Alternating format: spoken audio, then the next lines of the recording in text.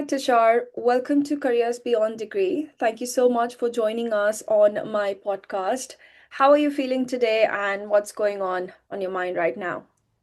I'm pretty psyched. I did a little research about careers beyond degree, and it's a pretty good thing. And I'm pretty excited to, share my views and my journey on this platform with you. That's amazing. What did you find out when you did your research? I saw a couple of YouTube videos, you were talking to a couple of other students, and they were sharing their experiences and stuff. Like how are they fitting into this UK life, and some of them were, business owners and stuff. So yeah, I was thinking I'm gonna do something like this today. So it was good, like it sounded interesting, and the way the interview was going on, the flow was, seamless, and yeah, that was about it. It was interesting. Right. So you've just moved to the UK in September and you started uni. Tell me a little bit about the past 6 months. What have you been up to? Why did you decide to come to uni? And when you did decide to move, what was happening back in India? So in the past 6 months, we had a full-fledged war against Pakistan, by the way. Yeah, so that was happening back in India. Like I belong from a state called Punjab. Yeah, so there was a war-like situation at that time. But apart from that thing, I was running my own business called iRepair. It's a mobile repair and training firm, which also, deals with CCTV surveillance and accessories and other these kind of things. So the main niche of our business was around mobile repair. So I was currently teaching that. I was meeting with people every day and like training students how to fix iPhones. My main motto was iPhones, and along with that, I was preparing for my applications to study at one of the top universities in the UK because I always had a dream of kind of like going to a top business school where I can learn more about how things work and how to make a business grow big and stuff like that. So I was preparing for my applications, my CV, my SOPs, my GMAT, like how do I make my application different, working on different things such as volunteering. I also worked at Ashiva Telecom, that is my family firm. So I did trainings and everything there too. um, it was going pretty great. I was in partnership. I was working with NSS too, that is National Service Scheme. It was in my college for basically volunteering purposes.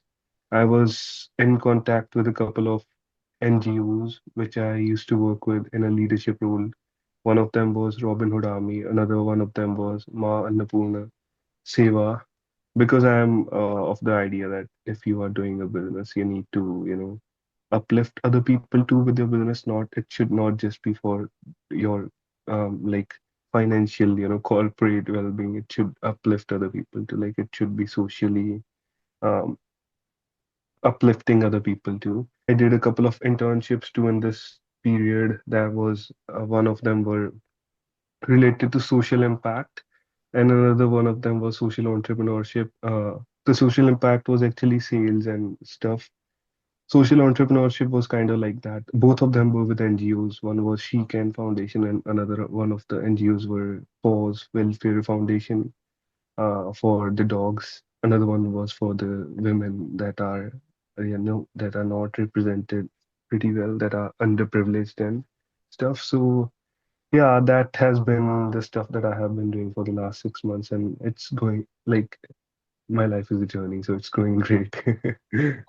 That's amazing. So if I mean, the first question I would have is that if so much was going on back home and you Yeah. were in a thriving business and you were involved with so much around you, what made you decide that you wanted to now, or this was like you always wanted to study in a big business school, I understand, but this was the right time to go ahead and do that master's? It wasn't actually always. The thing was, I like let me tell you, when I came I had no plan of coming to the UK initially, but when I started iRepair, I did not have any funds or anything. Like I wanted to make money. I had no family savings or, you have assets back at home which you can, build a career on, afford higher education, afford to fulfill to go to fancy places, your dreams, everything. So I had none of that. I come from a very middle class family. So I wanted to make money and as I started, working in my startup, working in iRepair, I found out that it was pretty good. Like I was like I'm not bragging, but I was at least 20 years ahead of everyone in my field at that time. At the age of 21, I was doing all the things that people just dream of, doing back home. When I thought about it and when I started working in that field, I was like, this is so good. And I actually, you know, like I got pretty interested in business, but I was not able to compete with bigger markets, firms, and every of those things. Like I know how to make a business in my own region. Like I could say I have worked across Punjab very pretty good. I have trained people from all across the world. But the thing was my operations were kind of limited to Punjab. So I wanted to learn how can I expand? Like, how do these big companies work? Like, let's say I was impressed by the idea of Blinkit. How was Blinkit made?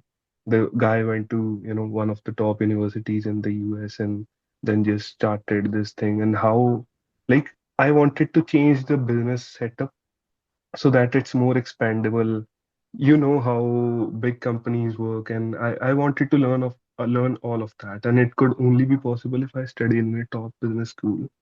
That's why I wanted to learn business because I was very young at that moment. I was just 21, 22. At that age, if you look for comfort, then you are probably like not, you have not explored life much. Although I was doing pretty great in India, like I was making more money than most of the people got like touch wood. But the thing was that I was not content. I wanted to make more. I wanted to see where, what's the limit of me, where I could go, what more I could learn. So that's why I took a risk.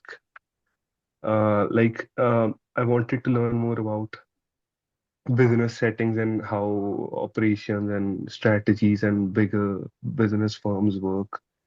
Learn from the idea, maybe create build iRepair or maybe build something related to iRepair so big so that it grows without the involvement or being dependent on a couple of people, like change the entire business idea of it. So that was the plan of moving to a business school. And when I was looking for business schools, I researched about it and I saw like this was the one where I wanted to go and it was fitting my budget and I got a scholarship off of it. So like everything turned out for the best, and that was the like main motive of going to Manchester Business School, Alliance Manchester Business School. Long story.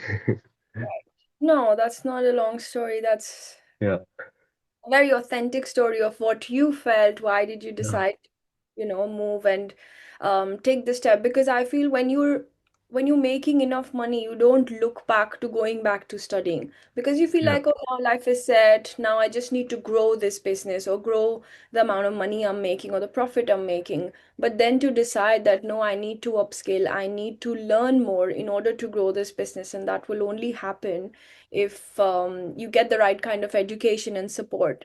And then, of course, the exposure that you were also looking for. So, how has the last 1 month been with Manchester Business School? That's how I Uh, found you out, by the way, because I follow them on LinkedIn and I saw your posts and I was like, okay, I need to get this person on my podcast yeah. and learn more about his journey. It has actually been a hell of a ride. Like when since the day I have landed in Manchester and the UK, I have been involved with multiple events and stuff. Like I work with a company here called Wiser Academy. I'm their ambassador. So I partially they have called me for a couple of office visits where I have been to Fidelity International's office. I went to Fidelity International's London office in the span of 15 days when I came to the UK. So that was a pretty good thing for me. And then I went to KPMG, Manchester.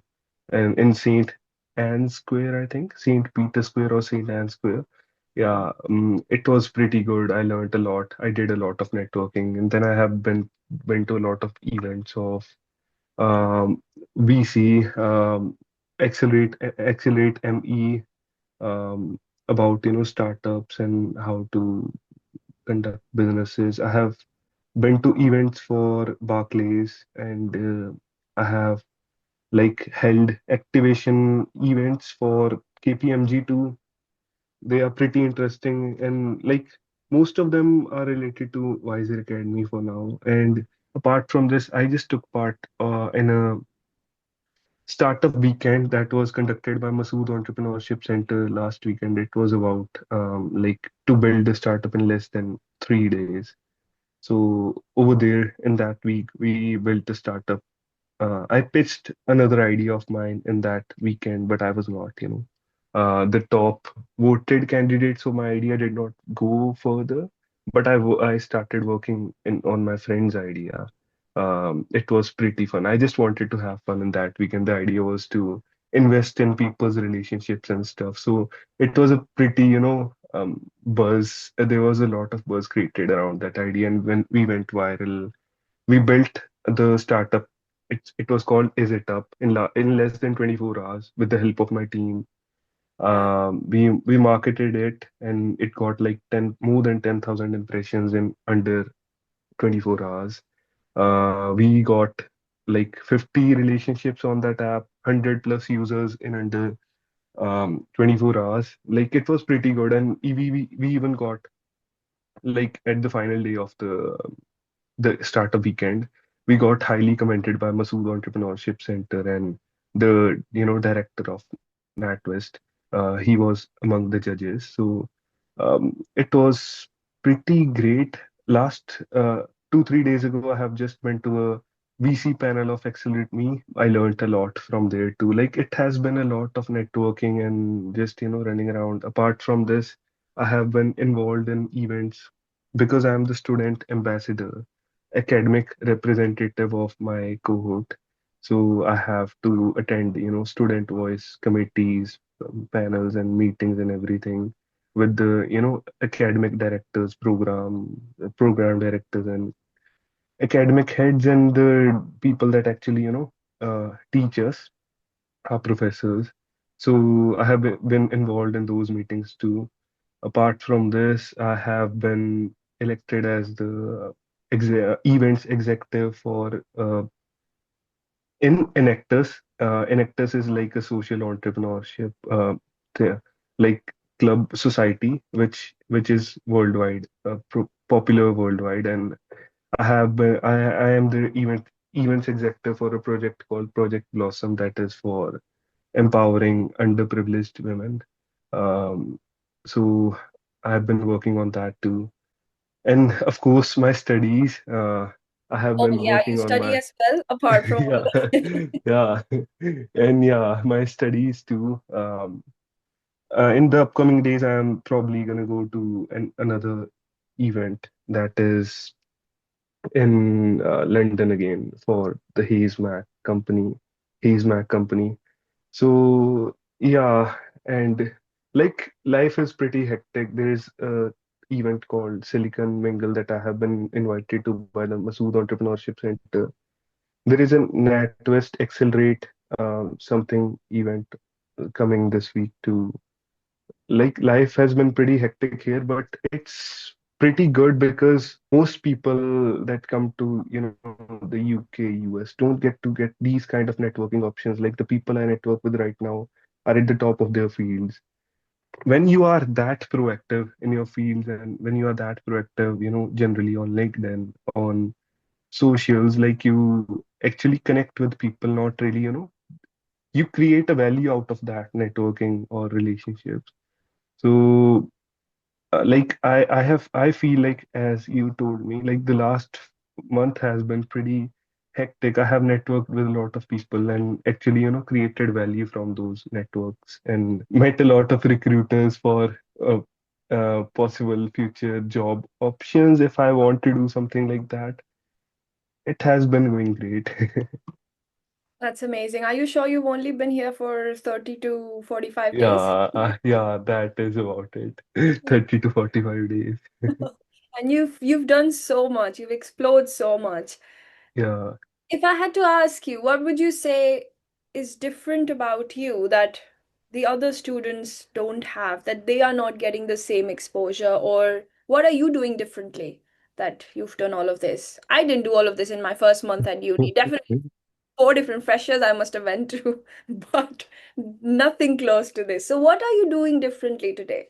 I feel it's all about the mindset. Like you come with a clear plan, you come with a clear vision. Like I was an introvert back when I came back, but I changed my mindset, I changed my personality. I knew what I wanted from the UK, what I wanted from my course, what I wanted to do here. So when your vision is clear, you are, you are ought to get find more opportunities and more people connect with you. If you actually are a good listener, you invest in whatever the other person is telling you.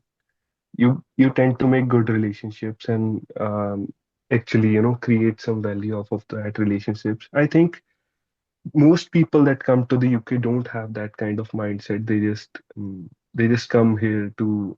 I've seen a lot of my friends too that have just done parties and been to social events and that kind of things, like mostly parties. And but that is not going to get you so far if you are.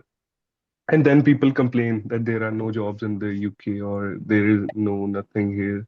Like it's just about the mindset. You have to prioritize things that you want. If I don't know where am I finding these options or opportunities. I am just at the right place at the right time because I am very proactive. I tend to find new things. I am very like active on LinkedIn. So if one of my one of the people from my network tell me that this event is coming up, do you want to join? I even got like a text from a DM from my there is a recruiter officer, Georgia Davis, something from the Alliance Manchester Business School itself. She invited me for an event on 12th that was Hmm. happening from for the University of Manchester. So it's all about, being proactive, having a defined um, vision for yourself and your goals, having clear vision for yourself, and not just like you're gonna get a lot of time to, hang out, do parties and everything. But I believe as the moment you land in, you have to lock in. You have to create your network. You have because your network is your net worth. Actually, you have to create your network. You need to work on your LinkedIn. You need to work on your resume. And even for now, um, there are a lot of graduate schemes running that are like that would probably close in around November. So I have seen people are just, like blind. They don't really care about those grad schemes or anything. They just want it, but they don't want to put the effort in it. Like if you want to like there is a saying in Punjabi कि ਜੇ ਸੁਰਗ ਲੈਣਾ ਮਰਨਾ ਹੀ ਪੈਣਾ. Like if you want to go to heaven, then you have to die, right? So if you want to get that kind of things that you want, then you have to put in the work. There is no alternative for it. Just get ready to work hard, get ready to catch whatever life throws at you. Be proactive, talk to people, network with people, make connections. Yeah, that is about it. Like it's all about the mindset. Have a clear vision first of all. That is the most important thing. If you don't have a vision, you're gonna cry at the end of the day. That is for sure. Are you the only child? No, I have a younger sibling. Younger sister. She's my So a sister, basically. yeah, sister. She's back in India? Yeah, she's in her fourth year of Bachelor's of Technology in Right. Computer Science. She's in Punjabi University, Patiala. Okay, right. Does she want to ever in the future go abroad and study? Does she have any plans like that? Yeah, right now she does not have that kind of work ex or the kind of experience that I have. I always suggest if you want to go for a master's after bachelor's, you like you work some for some time in your field before, jumping directly to masters, because masters make you like good in the skills that you already, are working with. Like you need to get that corporate experience for once if you don't have a startup experience or you're not an entrepreneur. So she would probably get a job for now and like work on her skills and work on her corporate exposure for two years probably, and then would see because she tells me she wants to do a master's. Yeah, she's interested in marketing for now. Yeah, so let's see how it goes. If somebody was planning to come from India today, what would you advise them? I get that you're saying obviously get some experience before you jump into a master's and don't Yeah, just go grad to master's and then you're like, where are the jobs? Because you've never yeah. got the experience. But keeping in mind that you've built a business back home, you did some work experience, and then you applied for masters. Today, when you look back, what would you do differently, or what would you advise to someone who's planning to come, say, in the January intake or the September 26 intake? I would suggest them to first of all is defining your goal. You just need to have clear vision what you want from the UK. You just can't go to because I see in places in India, people are just like they just want to move abroad and they would see what happens after that. That should not be how you should, plan your journey of moving abroad. Because if you don't plan anything, you are gonna get what everyone is getting, that is no jobs, and then you're gonna complain that there are no jobs in the UK, there are no jobs anywhere. You are not gonna get a job even in India if you have that kind of mindset. So first of all is defining a very clear path for yourself. What do you want to do? Then you have to probably pick schools, pick colleges, universities that align with your vision. Like what kind of universities that I want to target? Do I want to target the Russell Group universities one? Can I afford them? I made a list of like 32 universities when I started, and then I like crossed universities line by line because I there was something missing in that. I maybe the program was not that well reputed, or the program that I wanted, the course that I wanted was not in that course, or the ranking was low because that those things matter too. And I jotted it down, like I shortened it down. I made a like a list of universities that were like target, then cut it down to 5 or 6 schools that you want to, apply to. After you have done that, you just check the course outline, you connect with alums. I texted a lot of people on LinkedIn about how's the university, how is the course. You learn about ROI, like if I'm investing 30,000 pounds, 40,000 pounds in this program, how long is it going to take me after I graduate from this university to make that kind of money? It should not just be related to entrepreneurship, because uh, it should like be for the other people too, like for job perspective and everything too. How much money are you expecting after you graduate? So just talk to the people that have actually, done it, that are actually alums of the university. Just start texting. After you have shortlisted 5 or 6 universities, just start texting those alums from those universities. Build a network with them and just ask them, how should I approach? Another thing I would like to tell you is about finances, because most people can't, including me. I could not afford a very, very, very fancy university with a lot that has a lot of tuition fee. Initially, when I started applying, I had targets of LBS, Imperial College London. I had a couple of French universities to HEC Paris, INSEAD, and LSE. I even had KCL, Warwick. Um, like these were the universities that I was, targeting initially. But once I found out, like I was so hell-bent on going to one of these universities, I was preparing my SOPs, my essays for applications to these universities. But once I found out about the fees of these universities, I thought I could not afford it because the fees of like Imperial, the program that I wanted to study, was around 42,000 pounds. And apart from that, you have to like count in the living cost of London too. Yeah. That is gonna be at least minimum 55 to 60,000 pounds for 1 year degree. So like I could not afford that. Instead, then I had to, realign my goals. Then I saw University of Manchester. University of Manchester was among the elite universities, like one of the best business school out there. And it was ranked, I think, 35 in the entire world. And it's like fifth or sixth in the UK. So that was pretty good in terms of reputation. So I applied for this university. Its fees was 31,500. So pretty, contrasting difference from any university that was based in London. 31,500, and on top of that, I got a scholarship of 8,000 pounds in my application. I was a global future scholar. Um, so I got an 8,000 pound scholarship. So my fees was 23,500. Right.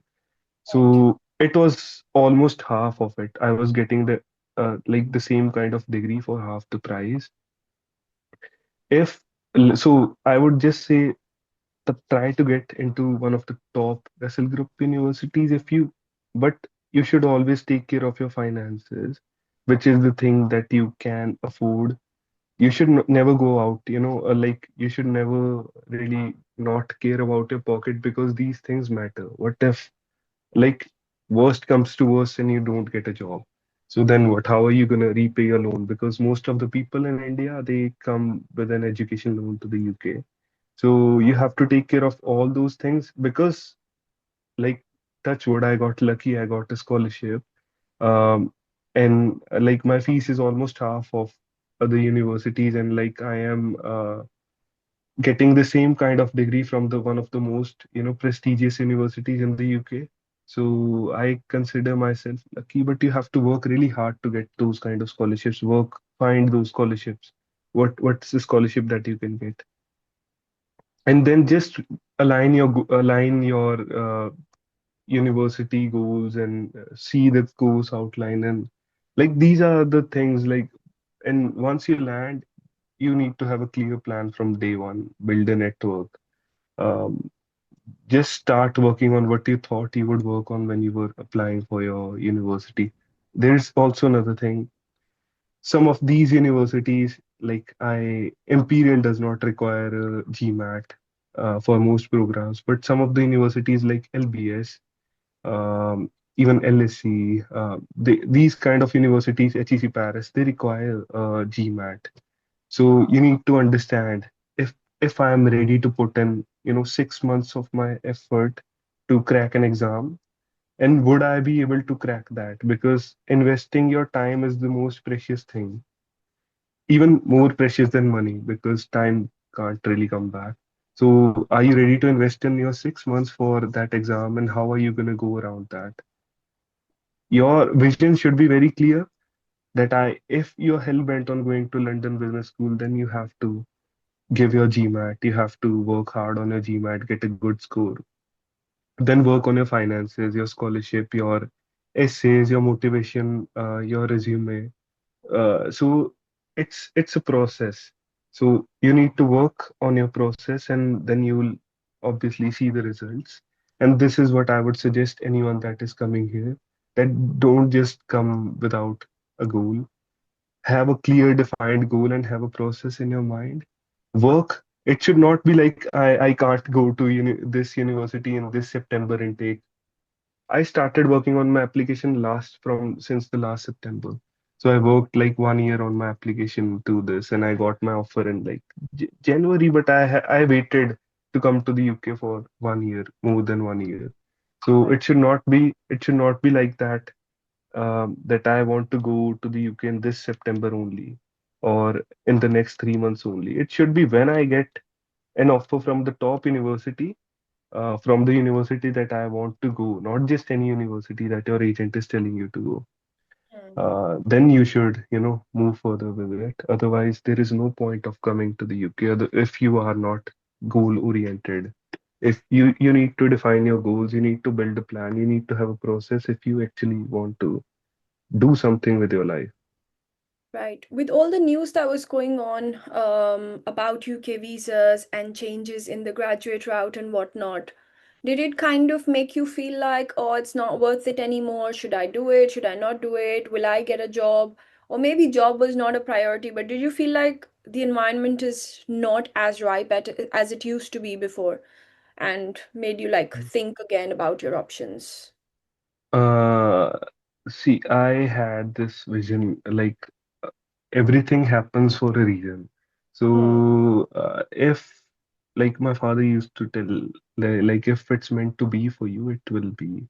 So, like when there were news about graduate visas, shortened down to a period of 18 months. So it was like there were a lot of rumors and there were a lot of people who were something white paper law, something like that. So people were pretty like some of them were quite negative about it.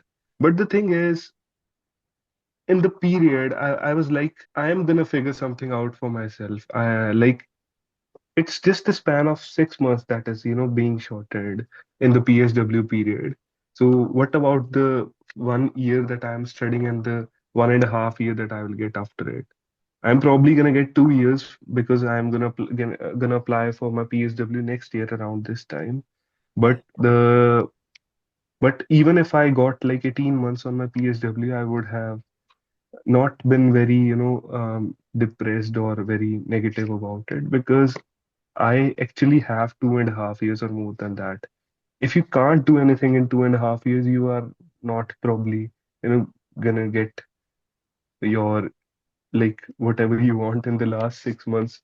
See, the thing is, you can either cry about what you don't have or what's changed or what's not changed, or you can change your mindset, change your perception about things, change your view. Like, don't think you had 2 years. Think like you only had 18 months. So Hmm. try changing your perception. Why cry about the 6 months that have been reduced? You can either cry about it, or you can work with whatever you have got.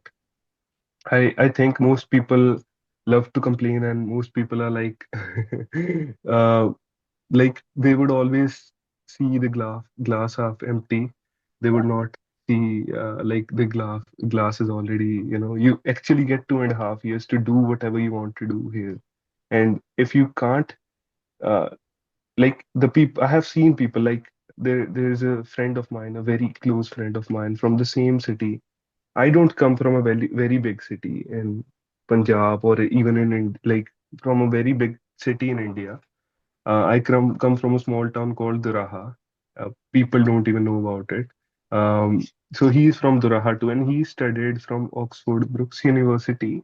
But he has a very good job in the UK right now, and in London, in the heart of London right now. He has been living there for like 3 4 years now. He has been well settled and he's earning good. So, but I have seen, on the other hand, I have seen people, who have graduated from LSE, LBS, like with those top degrees and those high fancy degrees, they can't really seem to get a job because they had a different mindset. They did not have clear goals. They were like, they were either too overconfident that they were going to get jobs. They were not working super hard for it. So it depends on person to person. The people that want to do it will do it. Just work on yourself. Like, don't just cry. And then you can't just dream of getting a thing if you're not, going to that place. Let's say if you want to go to some point, like I want to go to London, I have to, take a train to that take a train, or even like or take a bus to London. So then I would reach London. I can't just be sitting here and just dreaming about London. Nobody's gonna take me. I am not gonna be teleported over there. So just work with a plan and just start working on it. Don't just complain. Like I have seen people complain about it, and that is actually bad. Work with whatever you have. Don't see the glass as half empty, see it as half full. And if you have something in you that, like makes you apart from the rest of the herd, you're gonna get whatever you want. You just need to manifest very hard. You mentioned you moved from Doraha to Manchester. Did you Yeah, face any culture shocks in the first month? Something that you want to yeah, highlight?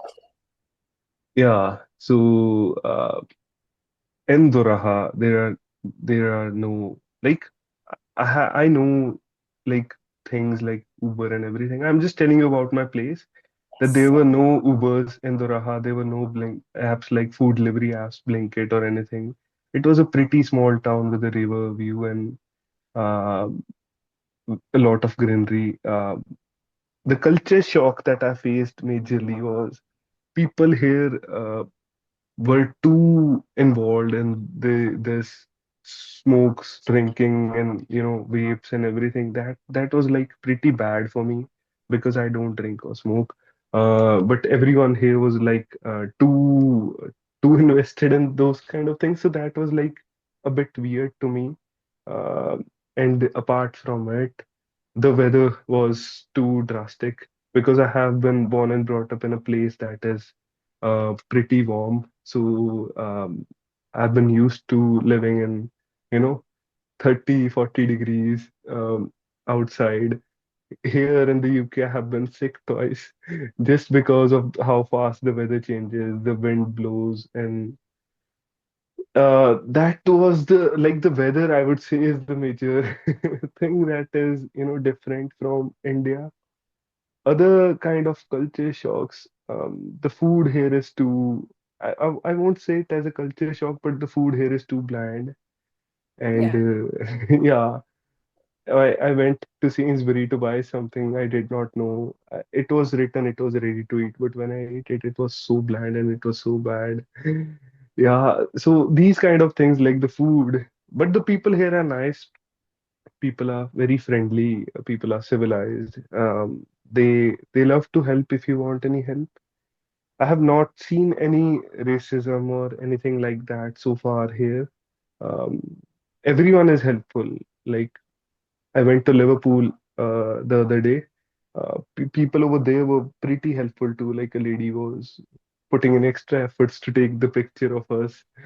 So yeah, people are kind. British people are too nice.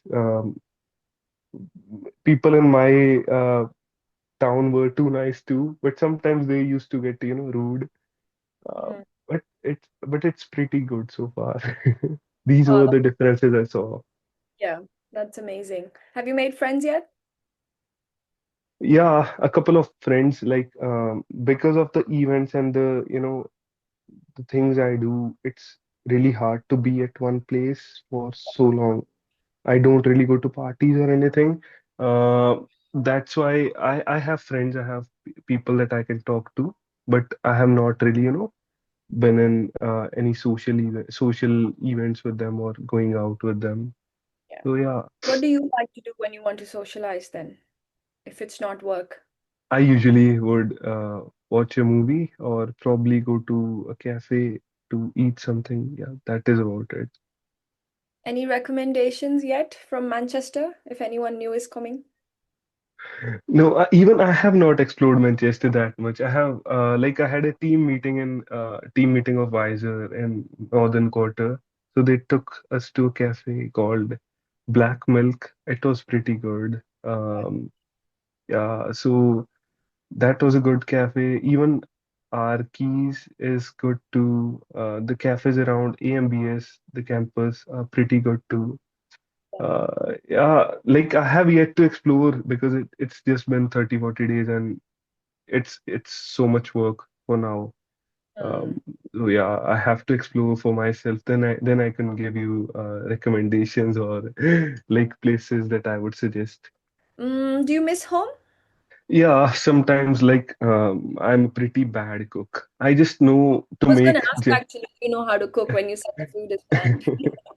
yeah, so basically I just know how to make gym food. So probably, chicken, roasted grilled chicken and oats, eggs, green tea, black coffee, cheese. So these are the things that I thrive on. Omelette. So yeah, and I have got like a lot of pre-made instant food from home that, if I miss home, I can just make that like rajma chawal, From and Haldiram's and that veg. Haldiram, yeah, Haldiram, yeah, Haldiram. Wow. All of those Yeah. instant foods are from Haldiram. How food is So yeah, it's actually good, but I really miss, Mama's aloo paratha. So yeah, we all miss our because aloo parathas here. yeah, the way she used to make it was really good. Like I even sometimes miss the cooking part. Like when you come back home, uh, you have to cook for yourself again. You have to make something for yourself again. Yeah. You have to clean your place. You have to wash your own, laundry, do your own laundry. After you are done eating, you have to do your own dishes. You got all of that, back in India for Yeah. granted. So yeah, that's the thing that I, miss about India, because that was a good part of it. You just got all kinds of meal, just tell your ma that you want to eat this, and she would make it for you the other day. But here you have to do everything on your own. So probably food, and meeting, just my mom, dad are the things that I am, and my sister too. She would be angry if she saw this I video. know. I was going to say Yeah, my sister too. And yeah, so like these are the people that I miss from back home. no, I can imagine because when I first moved here, I did not know how to cook. The only things I knew how to cook was omelette, Yeah, Maggie, same, and tea. That's it. same. I genuinely did not even know how to cut an onion. I remember when I was when I was first planning to make something, I Googled how to cut an onion in the right way so that it was sliced or diced. Like I was that bad, and it's nothing to be proud of. But you Yeah, know, spoil us so much back in India that you don't have to do anything, and yeah. they make your meals, they make sure your laundry is done, and today after having lived in the UK for all these years, when I look at my siblings when I go back to India and they're complaining in the morning, where's my breakfast, I'm getting late for work, and I look at myself and I'm like, over there we have to do everything. We Yeah, make sure breakfast is ready, make sure laundry is done. If laundry is done, then you have to hang it for drying, and then you also have to make your meals, and then you also have to decide what to wear. You have to do that work. Then you come back, you also have to do your dishes. And there, my siblings are complaining, and I was like, I was this person a few yeah, years as well, complaining or asking or just feeling yeah, like you said, taken for granted that all of this is happening around us, so we don't even take yeah, notice that there's so much to do. yeah. Has that really And affected or changed you when you see like, oh my gosh, there's so much to do apart from studies and finding and building a career? uh, it's just like you have to skip a couple of things. Then like when I have a 9 a.m. lecture, I usually don't make anything. I just run and I just like get food from a cafe or something on the way. Yeah, Uh, so it's just like that. I skip my meal sometimes if I'm too engaged in something, or my like I I don't clean like my kitchen or something when I'm too engaged. I just try to make something that is, I'll just take a bread and I'll put some mayonnaise on it and I just fold it and eat it. Because in that way, I would not have to do anything like the dishes or any of the other things. yeah. So in that way, I save time when I'm too engaged in something, but I need to change that. That's a bad habit. I'll get used to it. It has just been like 30, 40 days so far. Yeah. Yeah, I'll probably get used to it. And one more thing that I experience in the UK is it is so expensive. Like to live here is so Same. In my expensive. head, I was like, the next thing I'm going to ask him is, do you find it expensive over here? It is super expensive. Like you get a coffee here for 4, 5 pounds, 4.5 pounds. Like everything here is so expensive. You go out to Aldi's, you go out to any of the supermarkets or anything. Just go out to have normal meal or something. It's gonna take out 10 pounds of your like Yeah. pocket for For now, like multiply that £5 with 120. So I see like, oh, it's 600 rupees back in India. Is it worth 600 rupees? So you, as an international student, that has just came to the UK, you do those kind of things. I got a haircut. I got a haircut a couple of days ago and it cost me like 15 to 20 pounds, and which used to cost me like 200, 300 rupees back in India. So I was like, this is super expensive. Everything here is so expensive. Yeah. Yeah. So in order to sustain, you need to make money here, or you need to, stop with the conversion that you do. Like this is the £5 is 600 INR. So you need to that stop that kind of conversion if you want to, have a healthy life over here. Otherwise, Yeah. you're always gonna be stressed. Like I spent this much amount of money, or yeah, that's about it. Oh, that definitely happens. I used to do it as well when I first came here. And imagine that is the time when Brexit happened. This is 2016. So the rate had anyway come down. It was pound was 78, 80, 84 back then, right? Yeah, I was so happy when my tuition fee was reduced like drastically because of the exchange rate. yeah, But as I started to live here as a student, I was like, in my head, I'm converting. Oh my gosh, it's that expensive. Oh my gosh, it's costing so much.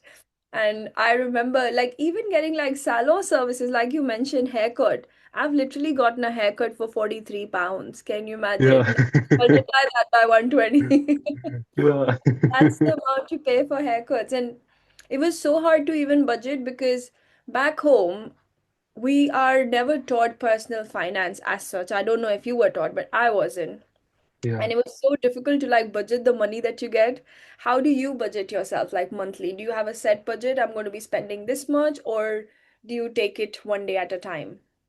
For now, I really don't budget my, expenditures or something. I just try to not buy something that is not required for now. I just spend most of my money on my meals, and like meals like eggs, bread, mayo, my protein powder, gym membership, these kind of things. But for like, I really need to create a budget or plan, so that I just spend. I planned something like I put in some money in my HSBC account, and I was like, for this month you're just gonna spend 150 to 200 pounds in a month. So I made a target, and so far I have done that. So I'm pretty proud of it. Now, I used to do the same back in uni, and when I was really low on money, I would be so hesitant to call home and tell them that, okay, I'm running Same. low on money. So how do I tell them now it's the 21st, and maybe I would get the next round of funds probably around the 30th or the first week of the next month. So I would be like, okay, what does the body need? Then I would do my research. And then I would just list down the essentials. I would need egg, bread, and then maybe milk. And I think Yeah, that would be it. And then I always had fries in the fridge, so I would just like do fries and ketchup and mayo, and that would be dinner. And then yeah, just get some chicken wings or something, and then make it quickly so that I don't have to spend too much time on anything. yeah. So yeah, I have done that. Sometimes I would think back and even cry. I would be like, what the hell? What was I doing? Like, just, tighten your budget so much because you can't ask. Yeah, They will be sending it, but then you're like, as I don't know if it's an Indian thing or what, but you just feel so hesitant to ask from your yeah, parents again, and you're yeah, like, oh, should I ask? I'll just wait. It's okay. I'll just have bread and egg. That will keep me going. If I have yeah, 4 eggs, then that will keep me going longer in the day. Things like that. But when you look back, it's just funny that you had to do all of that. yeah. Like Those, even when I have to get back, I have never. Yesterday was the first day I, asked my father to send me some money, and it was very weird for me because I have never really asked him for money like that ever. Like I asked him to send me some money because I was running short on funds for now, and I was yeah, not. I was just working with Wiser and getting some kind of money from them, and it got late by a day or two. yeah, I asked him and he transferred the money to me this morning, but it just gets weird. As you told me, like this is definitely an Indian thing. Like you don't yeah. really are comfortable with asking your parents for money, but yeah, You have to do it. We've discussed your uni part. I would love to know. You've mentioned iRepair so many times in the beginning, and we've had instances where you mentioned about your entrepreneurial journey. Take us back to 2022 when you started iRepair. What made you even take the entrepreneurial path? It's not easy, obviously, to start something of your own. What gave you the confidence to do it? And to begin with, what is iRepair for anyone who doesn't know? I repair in layman languages. Like it's a thriving firm which actually, is different from another repair firms because it focuses on micro soldering. It focuses on in-depth logical board repairs. So let me just tell you in a way, like this you have this iPhone. It my work was majorly related to iPhone. So you have this iPhone. If I broke this phone into four pieces, Mhm. Apple is not gonna repair it. Apple is just gonna change your phone if you are insured, if you have taken Apple Care Plus or something like that. Yeah. But what we would do is we would get your phone back up and running in the same position that it was in with your data, with your Right. entire data.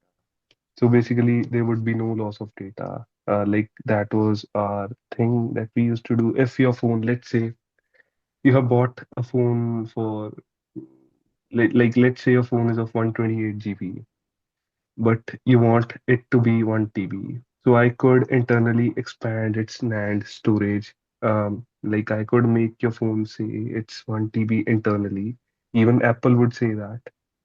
And it did not cost that much as, the price difference of Apple phones. Like if 1 TB variant of a phone is 1 lakh, 20,000 INR. But if I buy the variant of 128 GB, it was 95,000.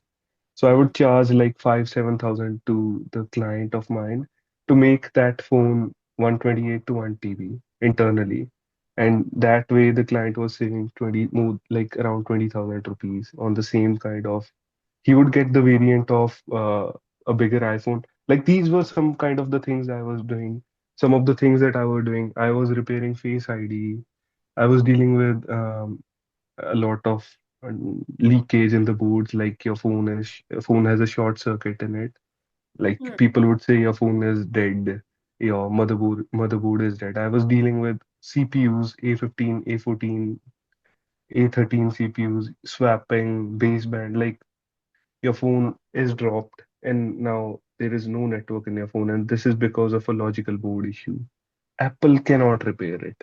They don't know how to repair it. They just know how to change parts, and that is about it. The maximum that Apple Care can do is they would just change your battery, they would change your screen, they would do this, that.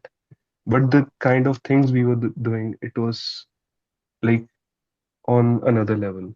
Like Apple did not do any kind of those repairs. We used to swap even the boards with, CPU. CPU is, you probably know what is a CPU. CPU NAND. NAND is like the main storage of your phone. I have changed RAMs of phones. All my work was related, to iPhones and how we can work on iPhones. This was one part of it. The another part of iRepair was the refurbishing. In related to the phone context, refurbishing as in if your screen is shattered, broken, but it's still working from the inside. So I we Apple would do what Apple would do is it would change the entire screen. But what we can do is we could just change the this touch glass of this phone and even the back of this phone. So if Apple charges you like 30,000 rupees, Indian rupees for changing the screen of this phone, we would do it in 3,000 rupees. Mm. Those were the kind of things that we were doing. And if we want to change the back glass of the phone, Apple would charge like 50,000 rupees or something like that to change the back panel of the phone. But we were doing it for pretty cheap, and those kind of services, those quality of services that we were giving, it's like unmatched. And iRepair also trains and teaches students. Like I have taught more than 50, 60 people all across the world that have, gone to start their own businesses now in the same field and they are doing the businesses in different countries. Like I have my students from UK, US, Saudi, Dubai, Australia, like they are everywhere, Germany, Canada. So yeah, and they are like 35, 40. Some of them are like married and they have kids. It's not about the age. The other niche of iRepair was around CCTV surveillance. So whenever we got the contract from um, a major contract, I would hire people like randomly, not randomly, like I would gather people from my firm and we would start that project of CCTV surveillance, like my recent project of CCTV. That was a, my major huge project. The latest one was one with the SSP Khanna police. They asked us to, set up CCTV cameras in the entire city and make it work on their main office that was in their control room center. So we installed like 13, 14 PTZ cameras and like 30 another kind of cameras. So there were sets and we have outsourced help in that. But this is the main function of iRepair. iRepair majorly primarily deals with phone repairs and phone training. How I started iRepair was I started working in my father's business when I gave my 12th class exams. I was very confused what to do because at that time I was just like everyone else, not thinking about what do I need to do, just going with the flow, going where life takes me. So I just randomly, I could not clear IIT or those kind of exams. So I just randomly joined a university, Chandigarh University, and I got a scholarship and I started. That was the year of Corona, 2020. So I started coding in Chandigarh University online. I went to the school only once only once to get my. I'll just tell you about it. So in that period, I realized that was not my thing. I did not want to do coding because I had always been mediocre at it. I wanted to change my field. I wanted to do something that is, more me. Coding was not me. Um, so I dropped out of it after 1 year. I dropped out of Chandigarh University after 1 year of my, and I went to Chandigarh University, funnily enough, just to take my certificate that I have completed this degree. That was Yeah. the first time I went to the university because it was COVID, and it's it's pretty fun. You go to the university just to get your termination letter, uh, just to change your, just to get your certificate that you have completed your 2 semesters in that. Then I joined. I had a long talk with my father. He told me like there is a scope. You just start working with me. That there is a scope in this field. I don't do that currently, but you could, explore. You could work on it. You could just start independently learning this thing, and it could make a lot of money because nobody is doing it. Hmm. You can the kind of repairs, the people or even companies are doing, they're nowhere close to what I was doing because nobody is doing it. People are gonna pay you. In today's world, data is the most important thing.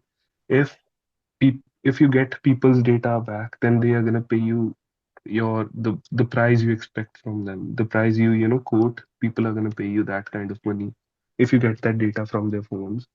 Yeah. So my father, like we had a long talk, and my father really taught me that you should do this. Then I started working on it. I was a quick learner. I worked at my father's shop. I worked at my father's store, and then I started learning from him. One of the initial like main motives of the beginning of iRepair was, to get money because I did not have any savings, neither did my parents. So to do anything, to get into university, to uh, like I just wanted to make money and like make our lives better, make everything better so that we can just afford anything. So like thankfully every of those things happened. iRepair started pretty great and iRepair went for um, like it was a wild ride. It went pretty great and like it's still going good. And like I always say, the things that I have done at the age of 21, like I was doing all of those things, 21, 22. Nobody was doing that. I invested in a real estate property when I was 21 years old, and I got frauded in that. Like I have had a lot of experiences. All of my money was drowned because those were cheaters, and I had my final year exams going on. I took an admission in Punjab University affiliated college, Guru Nanak National College. Even I was third in that university in my college in that period. So I had to manage a lot of things. I have learned from my experiences. I have learned from my father's values. I have learned from his morals more than anything in my life. My iRepair was just a build up on how my father thought these things would work and what you should do and how we can make money. How quickly I made a program to teach how, like, you can't really, pull people to learn something unless you have that kind of age. One factor that was limiting me in iRepair business while training was my age, of course. Why would a 40-year-old learn from a 21-year-old? People were like that. What experience do I have, or something like that? They did not know, like what the kind of work I was doing. I was 20, at least 20 years ahead of everyone in my field. Hmm.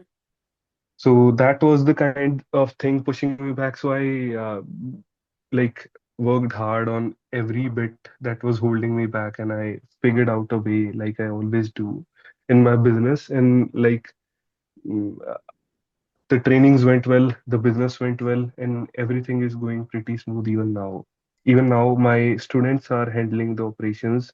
We have like uh, weekly, or maybe if the operation is complicated, we have a meeting. They just call me or drop a text on WhatsApp. What to do, Paji? Sir, itho ki kariye? Like what to do now?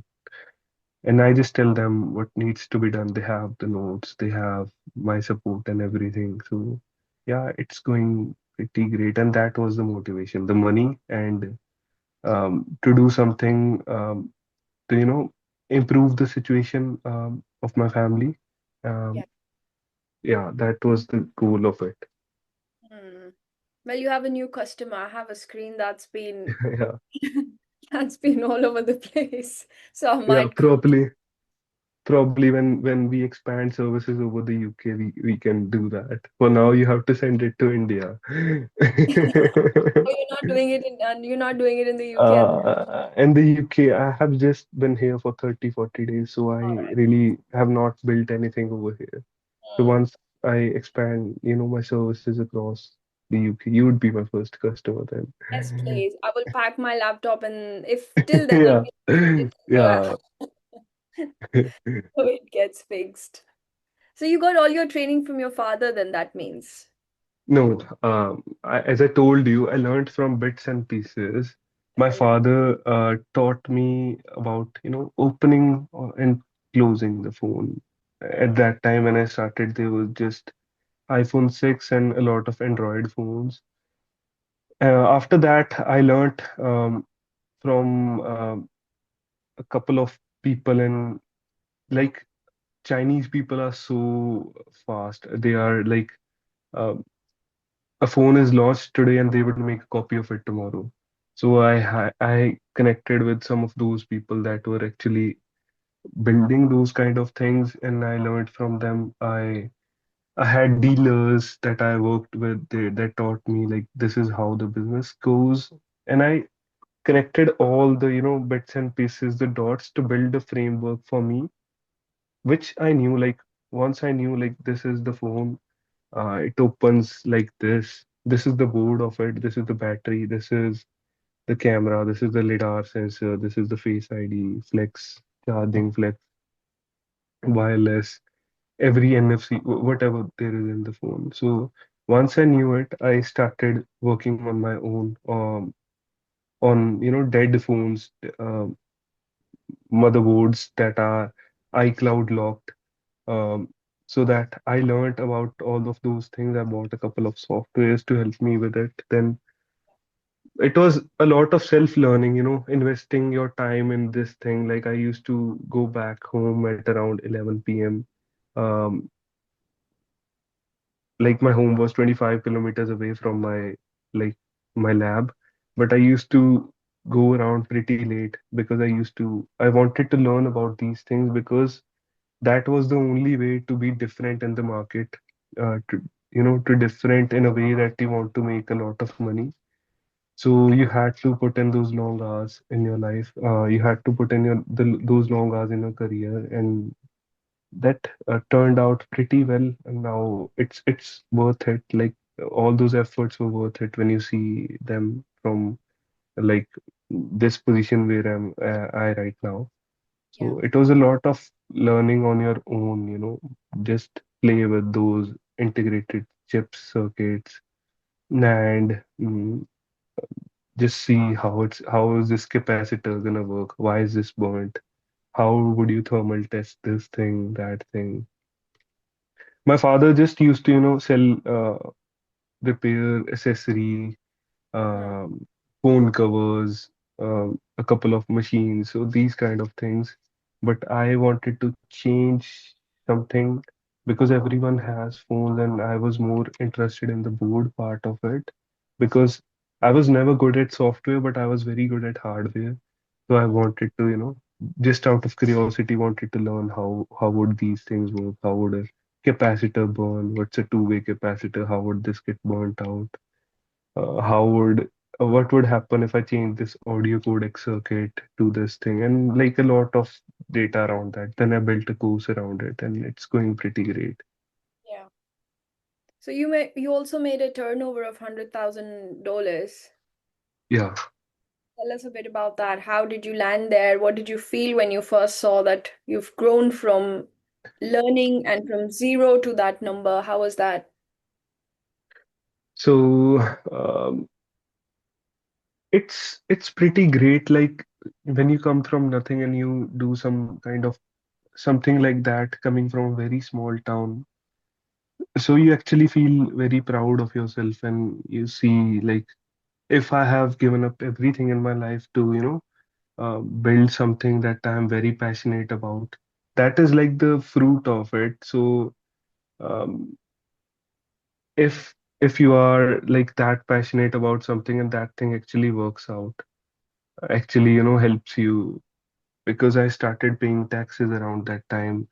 It was Yeah. like I am ahead of everyone that was of my age, and I was investing, I was doing, I have been frauded.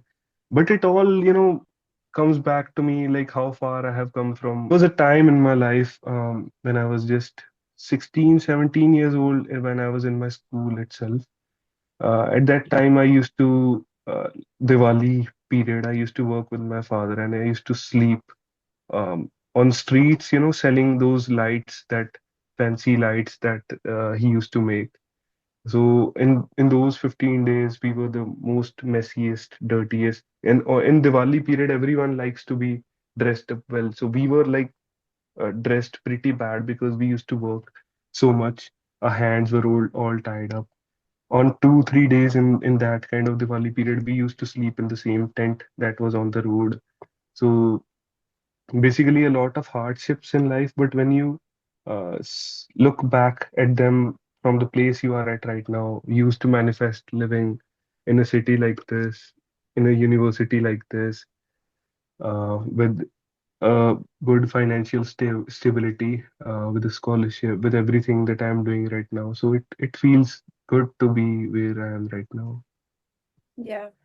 And how much of this would you give credit to your parents? Were they very supportive of you to go to university, or did they say, no, stay back, just focus on the business? No, my father was of the idea. Because I told you, I taught my father, I told my father that I'm just 23 for now.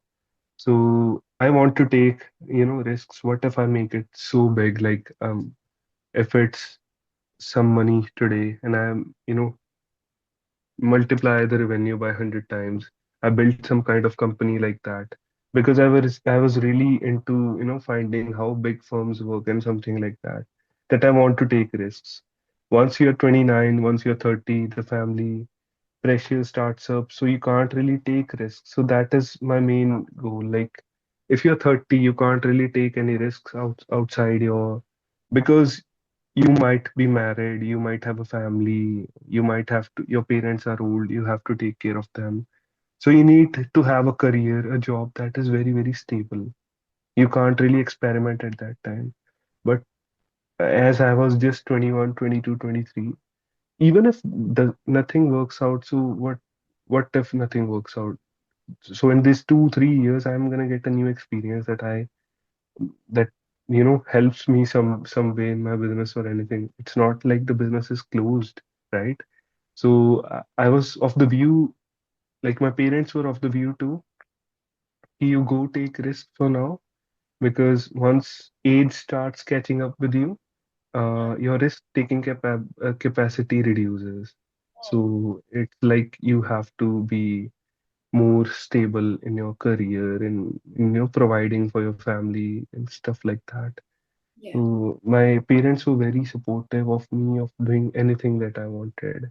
My mother helped me a lot with the academic part because I was focusing on my bachelor's along with my iRepair, Ashirwa Telecom, and all the other NGO work, volunteering work that I was doing. Um, my dad helped me, build um, a mindset.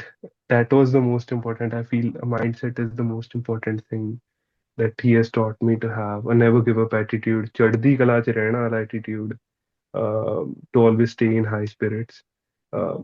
So because he has been through a lot. There was a time when my ma used to earn 5,000 rupees and my family used to survive on that for a whole month. Wow. So, yeah. So my father, my mother, everyone has seen that kind of struggle. So they wanted, what's the worst that could happen if nothing works out? I'll just go back to, where I came from, just start because I'm not starting from zero. I have a bad right now, and if I want to take risk, if something really big happens, then it's gonna change my life forever. That was the thought behind it. If you are young, you need to take risk. You don't really want to sit in your comfort zone. Yeah. Um, Once you are old, you need to have a stable life so that you can, if there is a responsibility on you, you're married, you have kids, or even for your parents, like they are old, they can't really help you that much for now. So just take risks now and be stable later in the life. That was my entire goal. Right. And how do you feel having looked back on your journey? How do you feel when people you've taught from the courses that you've created, Yeah, they start their own venture? What do you feel like when you see that, oh, this is what I was doing from it my experience now they're launching ventures? it feels very good. Like I get calls from my students. Uh, People like 35 years old are touching my feet when they go. So it feels pretty great and it feels a bit weird too. But I get calls from my students, Paji, ये किद्दां होना है? Like how am I gonna do this? I have this issue in my I have got a client. He is telling me that there is this problem with his phone, or how to fix this Face ID, or is this a new technology? Is this a new update Apple has launched? Something like that. So when I get calls and messages, recently, like in September, I got a lot of Teachers Day messages. So it felt pretty good. Like you're so young and you're getting that messages. So it feels great, to Yeah. have people. And when people start their own businesses, they often send you sweets at your like lab, and so it feels great to be a part of their success and really help them growing their own ventures, really help them be independent and um, do something that does not really require a university degree, that actually makes a lot of money, has a good amount of margin and stuff. So yeah, it feels good to empower other people too. That has been always my mindset to, you know, grow with other people and see how they are growing. I love when my students text me about anything mobile related, anything like how's their life going, how's this thing, what's this update, how are we going to deal with this kind of repairs. Now Apple has made this even more complicated. They have included this stolen device thing. How do I crack this thing? And I'm so grateful for everything.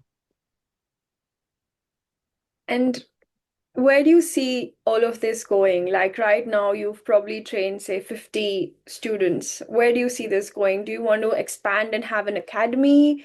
Do you want to do it online at some point so more and more people get to learn this skill? Or do you want to just do it at this scale for uh, I feel I want to standardize it in a way, like it goes without, like my involvement, direct involvement in the business reduces, so now? that it does not, it does not really depend on me. The business runs smoothly without me. Yeah. And the second thing I'm working on right now is working, like I want to pitch an idea to Masood and accelerate me, so that I get, maybe funding to help me with the thing that I'm thinking for iRepair is Mm. I want to build an app or something like in Blinkit. Like right now too, I'm getting a call from a student, Imran, Rajasthan. Yeah. So I want to build an app like for iRepair that would connect uh, technicians or the trained professionals with the normal consumers. So it's like a B2C business. Mm. Uh, you just tell the thing like that has gone wrong with your device. It's gonna be just like Blinkit or Deliveroo, where you order food on your phone and your food gets like delivered to your place.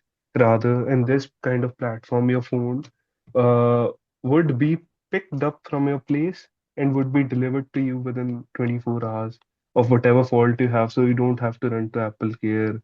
You don't have to do these kind of insurance checks or you know go to any store to get your device fixed. Basically, you'll get a lot of services under just a click, a click of a click in the app. Yeah. So it's like the kind of the idea that I'm working on to include to in a way that I want to expand iRepair, so that in a click of like in just a click you can get all the services, so that your phone gets picked up from your place and it Yeah. gets delivered to your place within 24 hours, with Mm. all including those same kind of services that I was giving. Um, so all the data recovery, all the Face ID stuff. So it's not just replacing, it's actually fixing things. Yeah. Yeah, so that's the plan that I want to see iRepair in the next couple of years. Wonderful. You have learned some really strong skills, right? Do you think, no, I would frame it differently. Do you feel that knowing these skills has kind of accelerated your career way faster than anyone else who kept focusing on learning, but you've started focusing or you shifted your focus on learning the right kind of skills? Because in today's economy, a lot of emphasis is being put on learning the right skills, isn't it? Like upskill, reskill, learn AI, learn this, learn that. And degrees are kind of taking a back seat somewhere. You do get the structure and learning and knowledge from the degrees, but developing the right skill can get you a job, knowing the right skills, and you can start a business. Do you feel knowing and learning the right skills is more important than focusing on, say, I wouldn't say not focus on degrees, but then even when you're doing your degrees, to find out what your key skill is and what you're good at is, if do you feel that's very, very important in today's time? So I'll just tell you with a story. I got like a couple of days ago when I got the offer to, go to Fidelity International as the guest. Uh, I was faced with a dilemma. So I had two classes that day, and it was my first week. It was the first day of my class. So either I had to miss those classes and just be in those classes and just study, have do whatever everyone else was doing, or I could just go to some place that only a very few of them get a chance to do something like that. So I believe I took the other option. Like I went to the Fidelity's office and then I emailed my professor. Then I explained it to him like I had this and that. Could you just share me the slides? Could you just share me the recordings later? I promise. Like I'm gonna study and I'm gonna attend other like the rest of your classes. And I did that. He eventually at like marked me attended in the lecture. Wow. Uh, because I presented a valid reason and that was important for my career. I believe is everybody's gonna get a degree or like by hook or crook, everybody's gonna get, a degree. Most of them are gonna get a degree, 95% of them. Yeah. But the thing is, not everyone can have the same kind of networking or, you know, relationships that would actually, make them different. If you have skills with you that are different than most people. Let's say you just have a very good skill of communicating or sales. Yeah. That would make you different. That would actually, and if you show some kind of work that you have worked, you know, not just on your CV, by a means like you can make a portfolio or make a deck or a short case study that you add with your applications.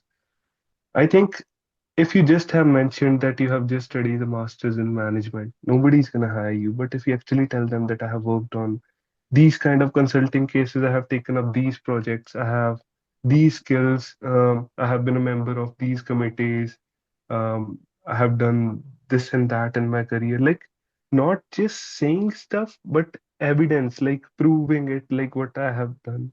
Like Yeah. you must have heard in CVs they often tell you to put in impact numbers. So not just I have managed a team, but what is more impactful, um, managed a team of five or something like that, so that you actually know what you have done. And if you go into a creative field, like you do marketing or something, maybe you add different marketing campaigns that you have done. I did campaigns for KPMG, Santander, and stuff like that. So I can make a portfolio that, shows what I have done with my pictures, with my motto, agenda, and what was the outcome of it. Follow a method, situation, task, action and result. Follow a method in that. What was the stuff that I did in that? What was the result of it? I think that would make you different rather than just a degree, because those skills are very essential, and you need to actually show the recruiter or the person that you want a job from that this is what I have done and that's what make me different. Right. So you do give emphasis to the skill set that it's very important in today's time, isn't it? Yeah, Yeah. yeah, they are.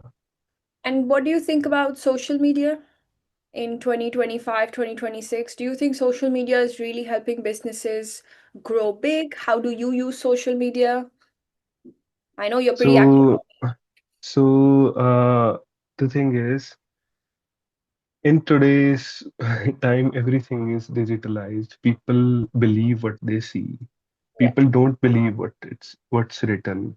Like you go to some place, you are obviously gonna check for Google reviews or stuff like that when you actually go to a place and see if it's worth it or not. That goes the same for social media. Uh, if a person wants to hire you, most of the recruiters go through your LinkedIn profile. They check in what you have done and what makes you different. How is your, how's your personality like? Everything they are gonna see from what you put on it. So I feel once you start putting your projects, your marketing campaigns, your events, your consulting cases, your day-to-day experiences, some certification that you have done. Um, the world has changed. You need to show your projects. I have seen even like not in my field, but in the field of coding and app development, people do stuff like 100 days of code or something like that, in which they post every single day that they have made this code and that code. That Yeah. actually shows genuine interest to the recruiter that the person is doing these kind of things. He's actually he actually could be an asset to our team, and everyone in these days wants to see what you have done, not just, it should not just be written like I am in digital marketing. I am a digital market. I know my skills are digital marketing, but how can you prove that? You can prove that either by a portfolio or by posting on LinkedIn, maybe create an Instagram account that you add to it. These Yeah. kind of things actually happen. I heard I like attended a webinar once. It was of a girl that landed a job in BBC in a marketing role. So she told, like she had built a portfolio, she had built an Instagram account. She used to post stuff like that, and she got a lot of, views and impressions on that. Um, and she mentioned that in her application in bold, uh, pretty, in the resume, she bold it and put it on the top. And when the recruiter saw it, he was like, she got like 1 million views or something collective. And he was very impressed. Because that actually shows the work you're doing, people are, receiving it well. So she was telling the story of how she got into BBC. And she's working in London right now. I don't remember her name exactly. Yeah, but it's like in today's world, whatever you show to the world is gonna sell.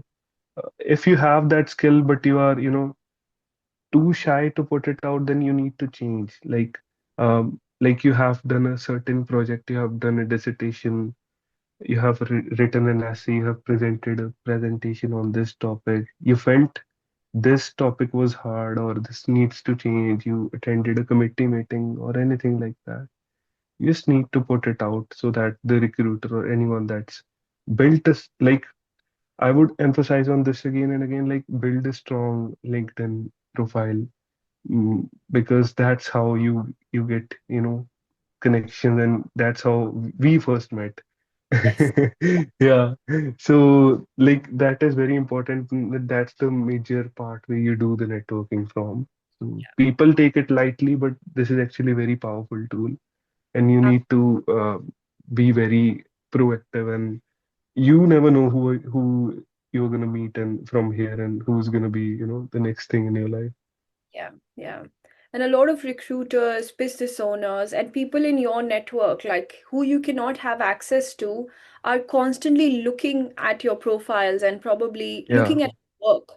And if you're not active there, and if you're expecting something in life, then it's not going to work. I know it's yeah, not like when I first started, I was like, no, social media, I don't want to be on it. yeah, I don't want to do this. This is not for me. And I vividly remember that when I started doing content creation, before that, I had a 1 year phase where I would find people to create content for me because I did not want to be on camera. So I yeah, was okay, I'm going to do a food series. Let me find someone who knows how to cook food in university. Then I was like, I want to do a finance series. I will find someone who knows about finance, but I'm not going to come. And it was during COVID that I started creating content. And very recently, like in the last few months, I started posting regularly on LinkedIn.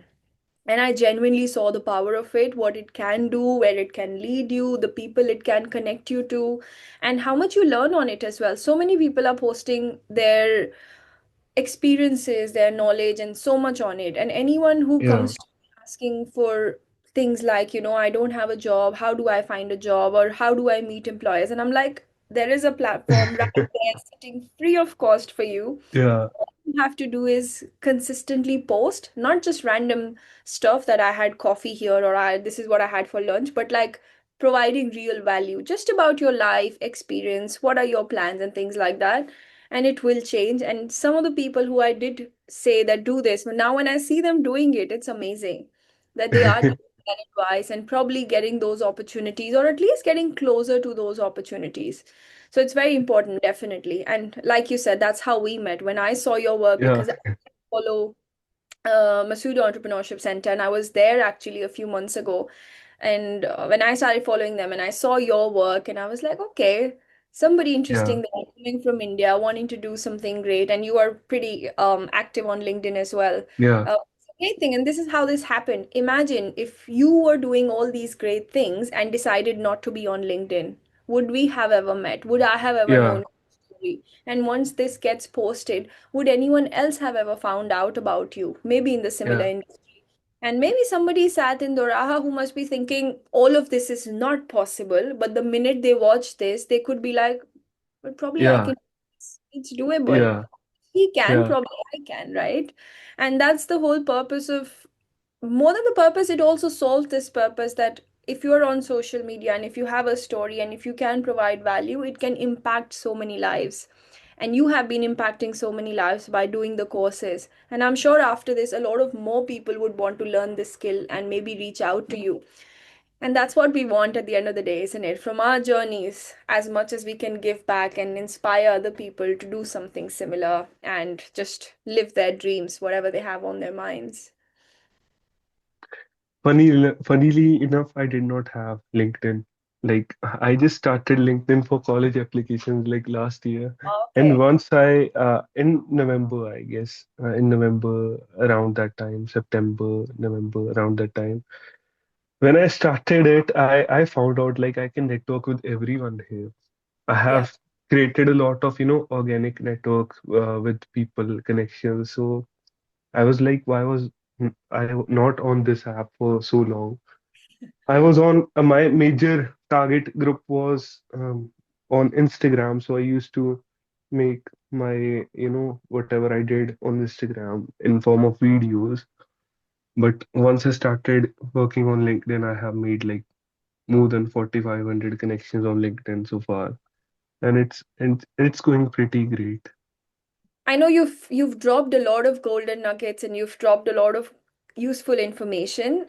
What is that one business advice that you got that you still keep with you? It could be from a podcast, it could be from a TED Talk, it could be from a conversation with a random person or somebody in your family. What is that one business advice that you would want to give to anyone who wants to start a business?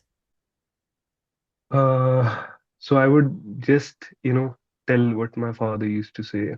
One business advice I would just, tell anyone that wants to start the business is to just start it. Don't plan too much. Like once you start planning, there is no going back. You're gonna plan it to like the death of that idea, but that is not gonna work out. Build fast, fail fast, and if that does not work out, you probably know why it did not work out. You will know what are the flaws in it, so you can work on it. But if you just spend your entire time, planning, not working on, not putting in efforts, so then you're gonna be not be able to create that kind of idea that you want. So all the like to all the budding entrepreneurs and the people that want to build their own startups, that is the main thing. Build fast, fail fast, and learn from those experiences. Right, amazing. I stand by, I second that opinion that yes, start if you want to start something, do not keep planning because if you keep planning, then you can spend years planning it. Yeah, And the only way to find out whether this is going to work is start, get feedback, and get rolling. And even if you have to fail, fail fast so that you don't spend yeah, years. But yeah. All right, Tushar, this has been a wonderful conversation. I got to learn so much from you, and I absolutely loved the conversation myself. I hope you enjoyed being on the yeah, podcast and sharing your journey. I know it's not been easy from where you come to here, and then facing these challenges and overcoming them. It's not easy to move to a different country. And we've all faced these challenges from where I come to moving here and then just getting used to everything, especially the rain. I think that's something I have yeah, to hate the most. yeah, But we get to learn so much, we develop as people, and what's most important is that we're both giving back to the community as well. And I'm glad you're doing that in your own special way. Any final words? uh, I would like to just say like I'm pretty grateful to be on this platform, Career Beyond Degree, and connecting with you has been pleasurable. And yeah, I just hope somebody that sees this video actually gets motivated. That you don't have to live life by, a book. Just do your own thing. Life is different for everyone.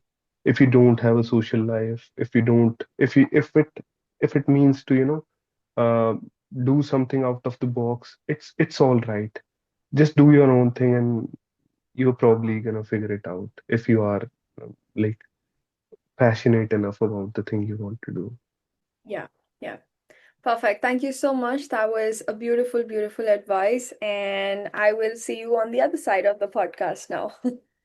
Okay.